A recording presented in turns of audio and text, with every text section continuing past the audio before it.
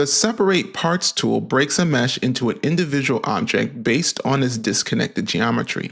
It's perfect for splitting important assets or isolating pieces you want to edit independently. We'll run a separate parts on a mesh and show you how each new object is created.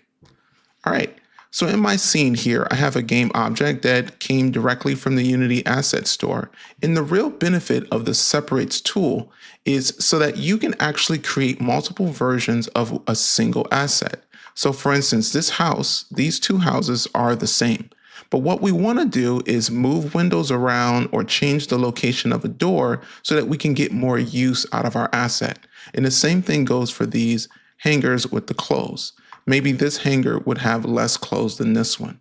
We're going to use that tool to help facilitate that. So the first thing you want to do is with your game object selected, you want to head over to the overlay tool here, the mesh ops tool, and click on this icon here. Once you click that icon, it's going to take these individual pieces and break them down into individual objects very quickly. And so what we can do now is see how we can actually move and select the beams and different parts, and it makes it really, really easy to now edit this. Now, before we move anything else, what we're going to do is go ahead and do the same tool to all these other assets. But even before then, what we want to do is keep it organized. So all of these pieces that broke off, let's go ahead and do that. So I'm going to select everything that was part of this house, and I'm going to right click, and then I'll go ahead and create empty parent, and I'll just name it house 1, just to keep it simple. Great. And so now we have house 1 selected, and we can edit that as needed. Let's go ahead and do the same thing to the other house.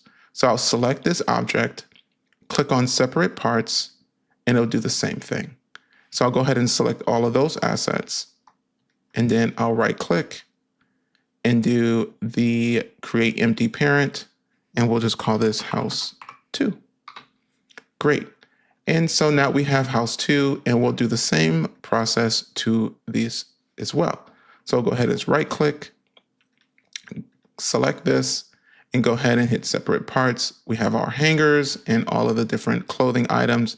And so now you can see I can select these individually, and I'll go ahead and select this just to keep it super organized there. And what I'll do is right click and go to create empty parent, and I'll just call it clothes. And then I'll go ahead and do the same thing to the one in the back here and separate parts. And again, there we go. And so that is pretty straightforward, and we're just going to do close 2 on this one and maybe do close 1 on this one. Great. So now we have all of these here. Now this over here is going to be the base of that. So let me go ahead and select house 2. And if you notice, I didn't select all of that. So I'll just go ahead and put this in house 2, and there we go. Everything is all set and ready to be manipulated. And that's how Separate Parts breaks a mesh into individual objects based on the geometry. It's perfect for isolating pieces you want to edit independently.